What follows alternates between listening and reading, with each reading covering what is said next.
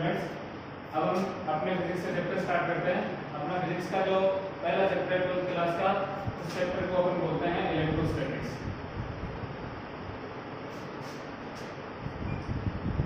इस चैप्टर को इलेक्ट्रोस्टैटिक्स बोलते हैं, जिसको हिंदी में बोलते हैं स्थिर वैद्युतिकी।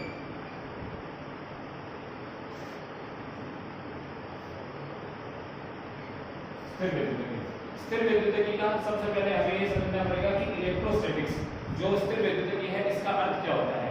इसका मीनिंग ये होता है कि इसमें जो चार्ज होता है, इसमें जो अपना चार्ज होता है वो एट रेस्ट होता है। चार्ज जो होता है वो विराम अवस्था में होता है। चार्ज एट रेस्ट होता है, चार्ज विराम अवस्था में होता है, अर्थात चार्ज गति नहीं करता है। तो इसका मतलब ये होगा कि इलेक्ट्रोस्टैटिक्स में हम चार्ज की उन प्रॉपर्टीज का अध्ययन करेंगे जो कि उसके कब उत्पन्न होती हो, जब वो रेस्ट में होता है, तब प्रोड्यूस जो प्रॉपर्टीज होती हो, उस प्रॉपर्टीज का हम क्या करेंगे, इसमें स्टडी करेंगे। तो सबसे पहले फर्स्ट ऑफ ऑल तो अपने को ये जानना महत्वपूर्ण होता है, इंपॉर्टेंट होता है कि चार्ज क्या होता है। कि फर्स्ट ऑफ ऑल अपने को ये जानना पड़ता है कि चार्ज क्या होता है। तो मैं बताता हूँ आपको, जैसा कि हम क्लास में चर्चा कर चुके हैं एक दो बार कि charge is a intrinsic property, intrinsic property of any matter. Charge क्या होता है, एक इंट्रिंसिक प्रॉपर्टी होती है, आधारभूत, फंडामेंटल, मूलतः एक गुण होता है मेटर का। कोई भी वस्तु जो होती है, कोई भी पदार्थ जो होता है, उसकी एक फंडामेंटल प्रॉपर्टी होती है जिसको हम क्या बोलते हैं, चार्ज बोलते हैं। अगर आप चार्ज के एक जैसे कोई एग्जांपल लेना चाहो तो आप देख सकते हो, जैसे मास जो होता है, मास भी कोई भी वस्तु जो होती है, कोई भी मेटल जो होती है, उसकी एक फंडामेंटल प्रॉपर्टी होती है। जिस प्रकार से मास एक फंडामेंटल प्रॉपर्टी होती है, उसी प्रकार से चार्ज भी क्या होती है, एक फंडामेंटल प्रॉपर्टी होती है। हालांकि चार्ज को फंडामेंटल फिजिकल क्वांटिटी जो होती है उनमें इंक्लूड नहीं किया गया है, बट चार्ज जो होती है एक intrinsic and fundamental property of any metal होती है। तो फर्स्ट ऑफ ऑल इसके बारे में मैं अगर बात करना चाहूं तो क्या लिखूंगा, first of all charge is A intrinsic property of any metal. Charge is a intrinsic property of any metal. Charge किसी भी वस्तु का एक आधारभूत गुण होता है। आधारभूत, इंट्रिंसिक, फंडामेंटल, इसका मतलब ये होता है कि उसको आगे और नहीं खोजा जा सकता। हालांकि हमें पता है कि चार्ज जो होता है, चार्ज दूसरी बात कि हम ये जानते हैं कि charge is a scalar quantity. Charge हमेशा क्या होता है, charge is a scalar quantity. Charge एक अदिश राशि होती है। Charge is a scalar quantity. आप अच्छी तरीके से जानते हो कि चार्ज आवेश जो होता है वो एक अदिश राशि होती है। तो इसका मतलब ये हुआ कि अदिश राशि होती है तो अदिश राशियों की भांति इसे जोड़ा और घटाया जा सकता है। चार्ज को जोड़ने और घटाने के लिए अन्य किसी भी नियमों का, जो कि वेक्टर्स के लिए फॉलो करते हैं, उनके किसी भी नियम का हमें यहाँ पे फॉलो नहीं करना पड़ता है। उनको हम चार्ज को आसानी से, जैसे अलजेब्रिक रूल होते हैं, उनकी भांति आसानी से जोड़ भी सकते हैं, घटा भी सकते हैं, गुणा भी कर सकते हैं और भाग भी कर सकते हैं। अर्थात जोड़, भाग, गुणा, भाग जितने भी ऑपरेशंस होते हैं उसको चार्ज पे ए स्केलर क्वांटिटी की भांति, एक स्केलर क्वांटिटी की तरह हम उसके ऊपर अप्लाई कर सकते हैं। तो दो चीजें हो गई, charge is intrinsic property of any metal and charge is scalar quantity of any, charge is scalar quantity. And third होता है कि चार्ज स्केलर क्वांटिटी होगी। तो नाउ अपने को पता है कि जब भी हम फिजिक्स में किसी भी फिजिकल प्रॉपर्टी का अध्ययन करते हैं तो उसके लिए हमें उसकी यूनिट की जरूरत पड़ती है। तो चार्ज की यूनिट क्या होती है, जो यूनिट होती है चार्ज की, अर्थात चार्ज का जो मात्रक होता है, unit of charge, unit of charge is coulomb, unit of charge is coulomb. Charge की यूनिट क्या होती है, कूलम होती है। कूलम नामक एक साइंटिस्ट था, उसके नाम के आधार पर चार्ज की यूनिट को रख दिया कूलम।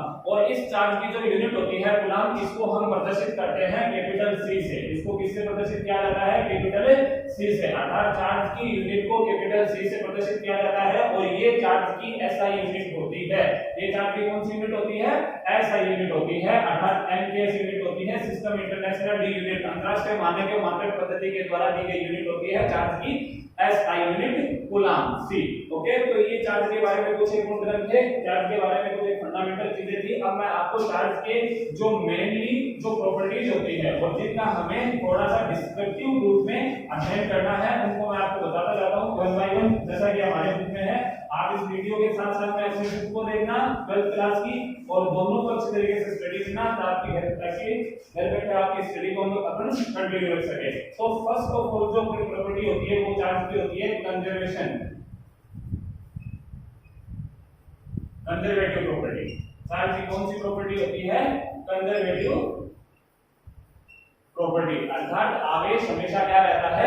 संरक्षित रहता है। कंजर्वेटिव, कंजर्वेशन का मतलब क्या होता है? संरक्षण होना, अर्थात आवेश को न तो उत्पन्न किया जा सकता है न ही आवेश को नष्ट किया जा सकता है। आवेश को केवल एक वस्तु से दूसरी वस्तु में स्थानांतरित किया जा सकता है, अर्थात charge neither can be destroyed nor can be gained but only transfer from one body to the another body। it means charge को केवल और केवल ट्रांसफर कर सकते हैं और चार्ज को न तो हम नष्ट कर सकते हैं न ही चार्ज को हम बना सकते हैं। इसका मतलब चार्ज की प्रॉपर्टी क्या होगी?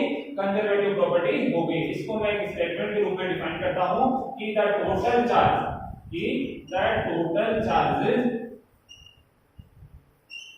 Of N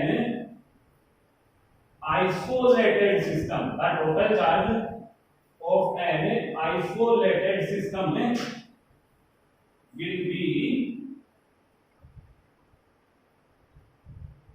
be conserved। हमेशा क्या रहता है? the total charge, कुल आवेश of an isolated system, विलगित निकाय। आइसोलेटेड का मतलब क्या होता है? विलगित। सिस्टम का मतलब आप जानते हो निकाय बोलते हैं, आइसोलेटेड का मतलब होता है विलगित, अर्थात किसी भी विलगित निकाय का कुल आवेश सदैव क्या रहता है? संरक्षित रहता है, हमेशा कंजर्व रहता है। इसका मतलब क्या हुआ? इसका मतलब ये हुआ कि सबसे पहले बात करते हैं विलगित निकाय पे। विलगित निकाय किसको कहते हैं? विलगित निकाय आइसोलेटेड सिस्टम का मतलब होता है एक ऐसा निकाय जो अन्य सभी निकायों से पृथक हो, अर्थात एकदम तन्हाई में रहता हो, अकेला रहता हो। उस निकाय को, उस सिस्टम को हम क्या बोलते हैं? विलगित आइसोलेटेड सिस्टम बोलते हैं। अब बात ये आती है कि the total charge of an isolated system will be conserved. इसके ऊपर एक एग्जांपल लेके चलते हैं। जैसे मान लिया कि हमारे पास कोई विलगित निकाय है कुछ इस प्रकार का, जो कि 3 पार्टिकल से मिलकर बना हुआ है, 1 2 और 3। मान लिया कि इसका आवेश हमारे पास +3 q है, +3 कूलम है, इसका आवेश -2 कूलम है और इसका आवेश कितना है? +1 कूलम है। तो इस सिस्टम का जो टोटल चार्ज हो गया वो कितना हो गया? 3 + 1 4, 4 में से 2 गए, कितने बचे? 2। तो +2 कूलम इसका क्या हो गया? टोटल चार्ज हो गया। अब इस सिस्टम के ऊपर हम कोई भी रिएक्शन करते हैं, सिस्टम को किसी भी प्रक्रियाओं से गुजारते हैं, उसके बाद में हमारे पास जो एक नया सिस्टम आता है, मान लिया कि हमने सिस्टम को कुछ हिला के रख दिया है, पूरे सिस्टम को हमने हिलाया है। जब हम सिस्टम को हिलाएंगे तो इसके अंदर के पार्टिकल्स क्या होंगे?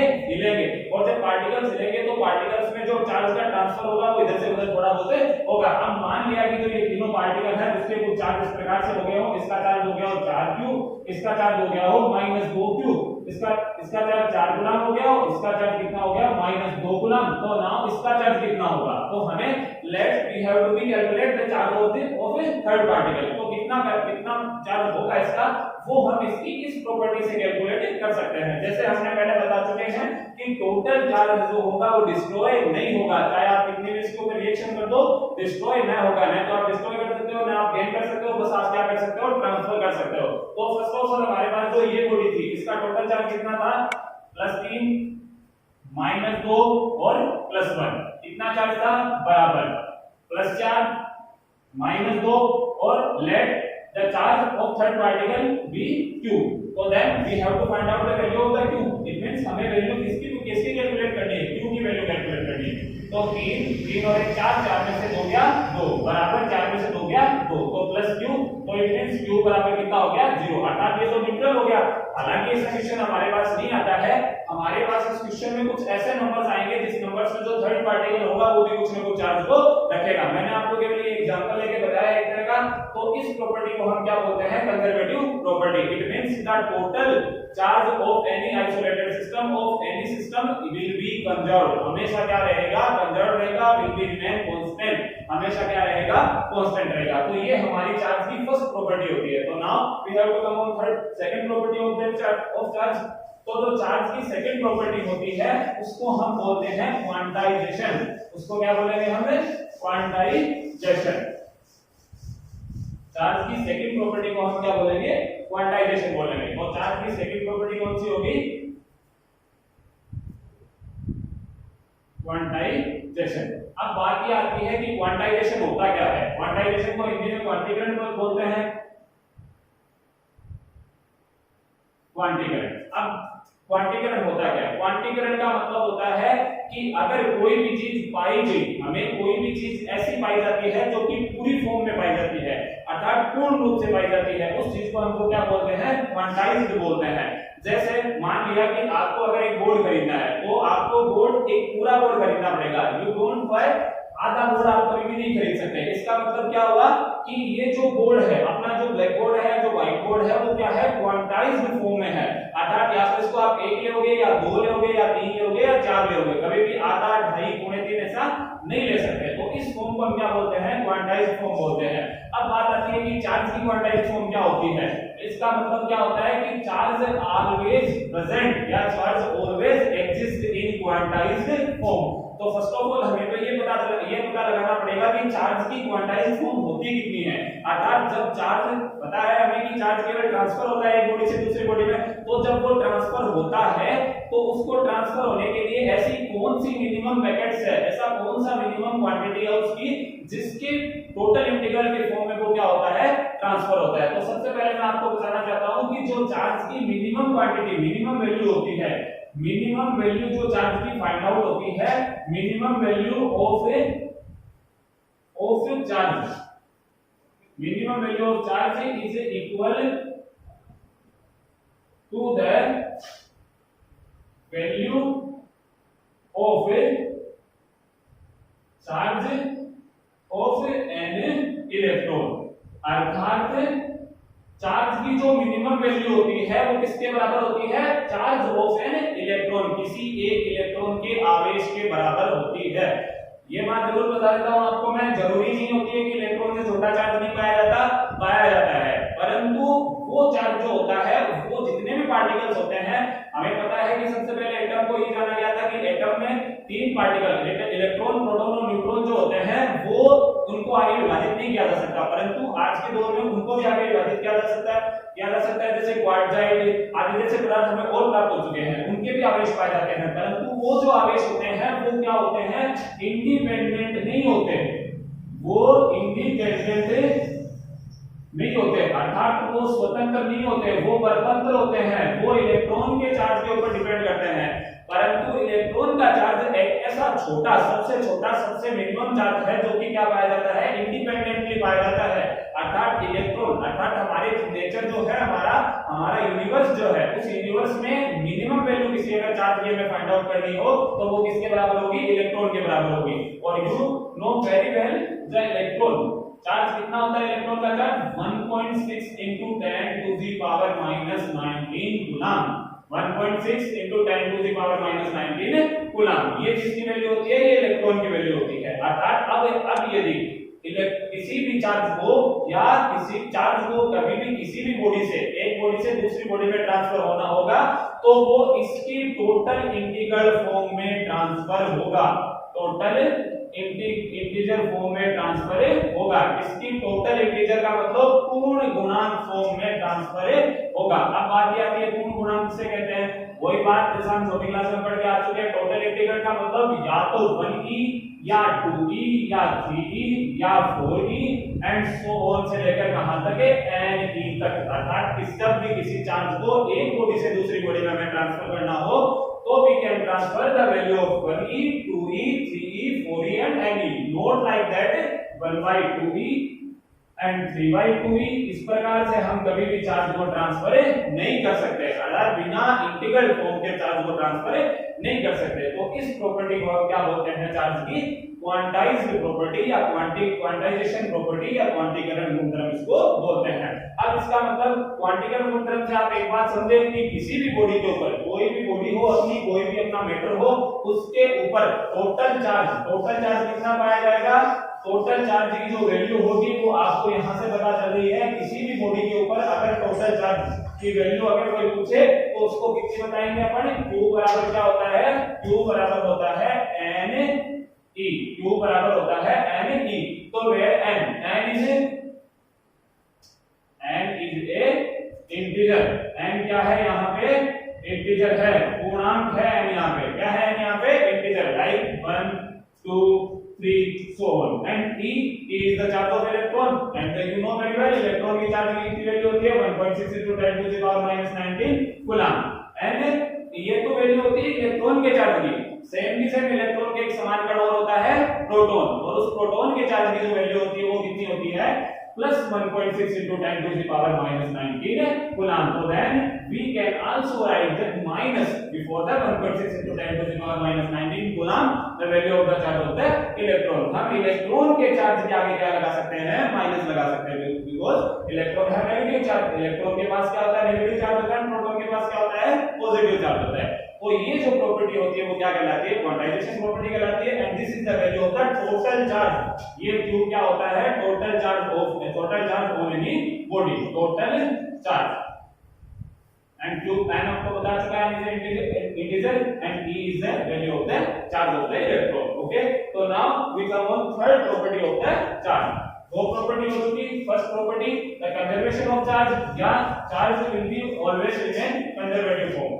And third second property quantization. And third property जो होती है वो होती है charge does not depend upon the velocity of any body. Charge किसी भी बॉडी के वेग पर निर्भर नहीं करता है। आवेश जो होता है वो किसी भी बॉडी के वेग पर निर्भर नहीं करता है। वीडियो के शुरुआत में मैंने आपको एक चीज कही थी कि you can compare the charge, because charge is a fundamental property and also mass is a fundamental property of any matter, then you can compare the charge with the mass. But you have to know that charge always comes with the mass। आवेश जो होता है वो हमेशा द्रव्यमान के साथ में आता है, बिना द्रव्यमान के कभी भी आवेश नहीं आता है। परंतु आप ये बात मत कहना कि बिना आवेश के द्रव्यमान भी नहीं आ सकता है। लेकिन जब भी ट्रांसफर इलेक्ट्रॉन, जैसे मान लिया कि हमने इलेक्ट्रॉन का ट्रांसफर किया है एक बॉडी से दूसरी बॉडी में, जब इलेक्ट्रॉन ट्रांसफर होते हैं obviously you know that electron have also mass 9.1 into 10 to the power minus 13 kg। तो देन आपको पता है चाहे कितना भी छोटा हो लेकिन कुछ न कुछ मास अवश्य रखता है। तो जब इलेक्ट्रॉन चार्ज का ट्रांसफर होता है, तो जब इलेक्ट्रॉन वन बॉडी से दूसरी बॉडी में, सेकंड बॉडी में ट्रांसफर होता है तो इतना मास भी साथ में लेके ये जाता है। तो charge always comes with the मास। आवेश हमेशा द्रव्यमान के साथ में आता है, बिना द्रव्यमान के साथ में कभी भी आवेश नहीं आता है। और हमेशा जो द्रव्यमान होता है, मास जो होता है, मैं आपको 11th में बता चुका हूं, m बराबर होता है m not under 1 minus v square upon c square. This is the value of the mass of an body when it will be in motion. जब वो किसमें होगी, गतिशील अवस्था में होगी, तब उसका ये मास होगा, ये उसका रेस्ट मास है, ये उसकी वेलोसिटी है, ये वेलोसिटी होता है लाइट। ओके, तो then from this formula we can say that the mass of any body is depend on the velocity of that body. किसी भी वस्तु का द्रव्यमान उस वस्तु के वेग पर निर्भर करता है। But the charge does not depend upon the velocity of that body। Velocity चाहे कितनी भी तेज हो बॉडी की, चार्ज को इससे कोई मतलब नहीं होता। चार्ज हमेशा जितना है उतना का उतना ही रहता है। आगे बात समझ में। तो ये यहाँ पे चार्ज की तीन प्रॉपर्टीज मैं आपको बता चुका हूँ। फर्स्ट प्रॉपर्टी दोबारा रिवाइज कर देता हूँ, conservative property, second property quantization and third property is the charge does not depend on the velocity of that body. इसके बाद में भी अगर एक दो प्रॉपर्टी बुक में इसका लिखी हुई हो तो उनको पढ़ो। अगर उनमें कुछ प्रॉब्लम हो तो आप मेरे को व्हाट्सएप पे पूछना भी है। अब अपन पढ़ते हैं आगे कि चार्ज का ट्रांसफर कैसे होता है। चार्ज का ट्रांसफर किन विधियों के द्वारा होता है, कि कौन कौन से ऐसे मेथड है जो कि चार्ज का ट्रांसफर करते हैं एक बॉडी से दूसरे बॉडी में। तो फर्स्ट ऑफ ऑल तो मैं आपको ये बताना चाहता हूँ, एक बार दोबारा रिवाइज करवाना चाहता हूँ कि चार्ज केवल क्या होता है, चार्ज ओनली ट्रांसफर। चार्ज को क्या कर सकते हैं, केवल ट्रांसफर कर सकते हैं। चार्ज को न तो प्रोड्यूस कर सकते हैं न डिस्ट्रॉय कर सकते हैं। चार्ज को केवल क्या कर सकते हैं, ट्रांसफर कर सकते हैं वन बॉडी से सेकंड बॉडी में। और जब चार्ज ट्रांसफर होता है इसका मतलब ट्रांसफर कौन हो रहे हैं, इलेक्ट्रॉन ट्रांसफर हो रहे हैं। कौन हो रहे हैं, इलेक्ट्रॉन ट्रांसफर हो रहे हैं। इलेक्ट्रॉन का मास आप भलीभांति जानते हो, इलेक्ट्रॉन का मास भी जानते हो, इलेक्ट्रॉन का चार्ज भी जानते हो। तो इसका मतलब जब चार्ज ट्रांसफर होता है तो कौन ट्रांसफर होते हैं, इलेक्ट्रॉन ट्रांसफर होते हैं।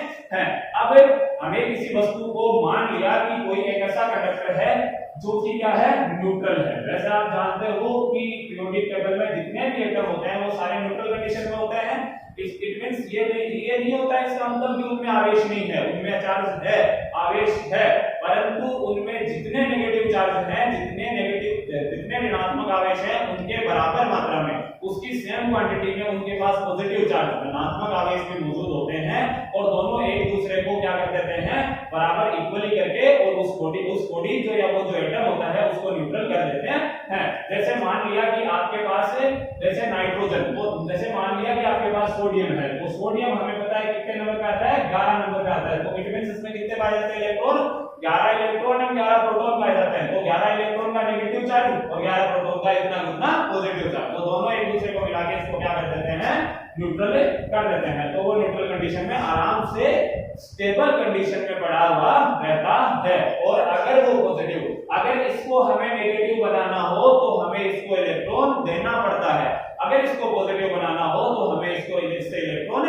निकालना पड़ता है। अर्थात आपको इलेक्ट्रॉन की कमी या वृद्धि करके ही किसी बॉडी को आवेशित चार्ज कर सकते हो। अगर किसी बॉडी को पॉजिटिवली चार्ज करना है तो देन आप क्या करोगे, उसमें से इलेक्ट्रॉनों को निकाल लोगे, उसमें से इलेक्ट्रॉन की क्या करोगे कमी कर दोगे उसमें। अगर आपको इसको ऋणात्मक आवेशित करना है तो उसमें इलेक्ट्रॉनों की वृद्धि करोगे, अर्थात उस बॉडी को इलेक्ट्रॉन आप प्रोवाइड कराओगे। ओके, तो नाउ अपन किस पे चलते हैं, अपन बात की ट्रांसफर की जो मेथड्स होते हैं उनके ऊपर। तो जो फर्स्ट मेथड है वो है, जो फर्स्ट मेथड होता है वो होता है charging by conduction. First method कौन सा होता है, चार्जिंग बाय कंडक्शन, चालन के द्वारा आवेशन। किसी भी बॉडी को चालन के द्वारा कैसे आवेशित करें वो होता है चार्जिंग बाय कंडक्शन। इसमें होता है, इसमें हम क्या करते हैं दो बॉडी को फर्स्ट ऑफ ऑल तो किसमें लाते हैं कांटेक्ट में लाते हैं, अर्थात दोनों को एक दूसरे के पास लाते हैं, एक दूसरे से चिपकाते हैं। जैसे मान लिया कि आपके पास कोई एक कंडक्टर है जो कि पॉजिटिवली चार्ज है, आपके पास कोई एक कंडक्टर है जो कि क्या है पॉजिटिवली चार्ज है, एंड दूसरा कंडक्टर है जो कि क्या है आपके पास न्यूट्रल है। ये आपका एक कंडक्टर है जो कि क्या है आपके पास न्यूट्रल है। अब आप क्या करोगे, इस मेथड के द्वारा जब आपको इसको चार्ज करना है तो you have to connect this conductor with that conductor. उस कंडक्टर को आपको क्या करना पड़ेगा, इसके साथ कांटेक्ट में लाना पड़ेगा। जब ये इसके साथ कांटेक्ट में आ जाएगा तो हमेशा आपको पता है कि चीज अधिक से कम की ओर प्रवाहित होती है, तो उसी प्रकार आवेश चार्ज भी क्या होंगे अधिक से, अर्थात हाई क्वांटिटी से लोअर क्वांटिटी की तरफ फ्लो करेंगे। तो ये जो पॉजिटिव चार्ज होते हैं वो कहां फ्लो करने लग जाते हैं, यहां फ्लो करने लग जाते हैं। अब दिमाग में ये क्वेश्चन उठता है कि अगर मान लिया कि इसके पास 4 कूलम आवेश हो तो क्या इन दोनों में 2-2 कूलम आवेश बनेगा, या इसमें 3 रहेगा या इसमें 1 रहेगा, या इसमें 2 रहेगा या इसमें 4 का क्या रहेगा, इसमें नहीं आएगा। ऐसा कब होता है, ऐसा तब होता है जब मान लिया कि सबसे पहले अपन कंडीशन को लेते हैं कि बराबर बंटने वाली कंडीशन, दो बॉडीज में चार्ज का बराबर इक्वल डिस्ट्रीब्यूशन तब ही होता है जब दोनों बॉडीज की मटेरियल, दोनों बॉडीज का मटेरियल अर्थात पदार्थ, जो किस पदार्थ से बने हैं पदार्थ, दूसरा आता है शेप अर्थात आकृति, जब क्या हो सेम हो, अर्थात दोनों जो कंडक्टर है उनकी शेप, साइज, आकृति, आकार एंड मटेरियल पदार्थ जब सेम टाइप का होता है और तब फिर उनको अगर कांटेक्ट में रख दिया जाए तो जितना पहले के पास आवेश होता है उसका आधा आधा दोनों में बट जाता है। अब यदि दोनों के ये तीनों चीज बराबर नहीं हो तो फिर डिपेंड करता है कि वो मटेरियल किस प्रकार का है, अर्थात ज्यादा इलेक्ट्रॉन लेने वाला है या इलेक्ट्रॉन को ज्यादा छोड़ने वाला है, तो वो उसके ऊपर डिपेंड करता है, जिसकी चर्चा हम इस टॉपिक में नहीं करेंगे। तो फर्स्ट ऑफ ऑल हमें तो ये जानना है कि चार्जिंग बाय कंडक्शन के द्वारा जब हम चार्ज करते हैं तो जो चार्ज बॉडी होती है वो अनचार्ज बॉडी को अपने सेम नेचर का, अर्थात यदि पॉजिटिव होती है तो पॉजिटिव ही देती है, नेगेटिव होती है तो नेगेटिव ही देती है, अर्थात सेम नेचर का अगर चार्ज करना हो तो कौन सा मेथड अपनाना पड़ता है हमें, कंडक्शन मेथड, जिसको हम बोलते हैं चालन, अर्थात चालन की प्रक्रिया ही हमें अपनानी पड़ती है। अर्थात दोनों बॉडीज को आपस में कांटेक्ट में ला देंगे, कांटेक्ट में लाने के पश्चात जो बॉडी चार्ज होती है उससे चार्ज का क्या होगा, फ्लो होगा अनचार्ज बॉडी की तरफ, और दोनों बॉडीज आपस में बाद में थोड़ी देर बाद में क्या हो जाएगी, चार्ज हो जाएगी, and this method is known as conduction method. Okay, तो ये अपना फर्स्ट मेथड होता है। अब अपन चलते हैं सेकंड मेथड की तरफ। सेकंड मेथड जो अपना होता है वो होता है charge by induction. Second method कौन सा होता है अपना, चार्ज बाय इंडक्शन, प्रेरण के द्वारा आवेशन। किसके द्वारा आवेशन, प्रेरण के द्वारा आवेशन। अब इंडक्शन का मतलब होता है not in contact, without contact, बिना छुए काम कर देना, विदाउट कांटेक्ट। विदाउट कांटेक्ट का मतलब है उन दोनों को कांटेक्ट में लाना ही नहीं है, दोनों को पास में लाना ही नहीं है। फिर काम कैसे होगा? देखना कि मान लिया कि आपके पास एक नेगेटिवली चार्ज बॉडी है, आपके पास एक नेगेटिवली चार्ज बॉडी है एंड दूसरी बॉडी जो है वो आपके पास अनचार्ज्ड है, ये न्यूट्रल है अनचार्ज्ड है। अगर आपको इसको दूरी पर रखना है, क्योंकि सबसे पहले हम कंडीशन रख चुके हैं विदाउट कांटेक्ट, कांटेक्ट में उसको नहीं लाना है, उसको पास में नहीं लाना है। तो अब ये क्या करेगा? आपको पता है कि इसमें क्या होते हैं, एटम्स होते हैं और एटम के सभी सेल्स में इलेक्ट्रॉन प्रेजेंट होते हैं, लेकिन जो एटम के आउटर मोस्ट जो सेल्स होते हैं, अर्थात जो एकदम बाह्यतम कोश होते हैं, आउटर मोस्ट का मतलब होता है एकदम बाह्यतम कोश, बाह्यतम कोश के जो इलेक्ट्रॉन होते हैं वो इस नेगेटिव चार्ज से क्या होते हैं, रिपेल होते हैं। क्या होंगे? रिपेल होते हैं। वो इससे जैसे ही रिपेल होंगे तो इलेक्ट्रॉन इस बॉडी की जो अंदर की जो स्ट्रक्चर बनेगी, कैसे बनेगी? ये सारा नेगेटिव चार्ज इधर की तरफ चला जाएगा, इधर की तरफ चला जाएगा, और इधर की तरफ फिर जब नेगेटिव की कमी हो जाती है तो कौन सा चार्ज बचता है? पॉजिटिव चार्ज बचता है। अब हमें बात ये आती है कि अभी भी इस स्थिति को, इस कंडीशन को हम क्या बोलते हैं? पोलराइजेशन बोलते हैं, जो हम सेकंड चैप्टर में पढ़ेंगे, अभी नहीं पढ़ेंगे। पोलराइजेशन का मतलब होता है ध्रुवण की कंडीशन इसका होता है जब एक बॉडी के चार्ज, पॉजिटिव चार्ज और नेगेटिव चार्ज आपस में क्या हो जाए? सेपरेट हो जाए, तो वो जो कंडीशन होती है उसको हम क्या बोलते हैं? पोलराइजेशन, ध्रुवण बोलते हैं। अब बात ये आती है कि हमने यहाँ पे क्या किया? अभी जो नेगेटिव चार्ज है उसके द्वारा इसके नेगेटिव चार्ज रिपेल होकर दूसरी साइड चले गए और यहाँ पे क्या आ गए? पॉजिटिव चार्ज आ गए। अब आपको क्या करना है? अब आपको इस नेगेटिव चार्ज को क्या करना है? हटाना है यहाँ से।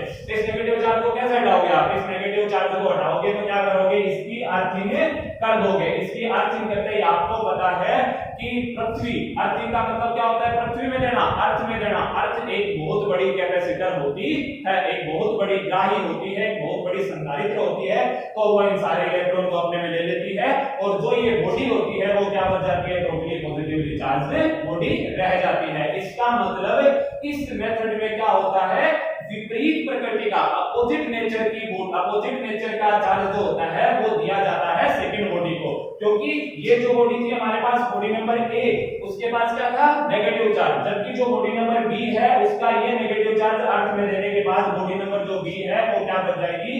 फुली पॉजिटिवली चार्ज बॉडी बच जाएगी। इसका मतलब जब भी आपको कोई कहे कि यदि बिना छुए और एक बॉडी से दूसरी बॉडी में अपोजिट चार्ज ट्रांसफर करना हो तो कौन सा मेथड का यूज करें? तो देन हमें क्या नाम बोलना है? इंडक्शन, प्रेरण के द्वारा आवेशन बोलना है। तो ये हमारा सेकंड मेथड होता है ट्रांसफरिंग ऑफ चार्ज, आवेशों के स्थानांतरण का। दूसरा मेथड क्या होता है? इंडक्शन। पहला मेथड क्या था? कंडक्शन। दूसरा मेथड इंडक्शन। कंडक्शन में एक दूसरे को कांटेक्ट में रखा था, इंडक्शन में एक दूसरे को विदाउट कांटेक्ट में रखा है। Now come on third property या थर्ड मेथड। थर्ड मेथड जो होता है वो होता है इसका फ्रिक्शन। थर्ड मेथड कौन सा होता है?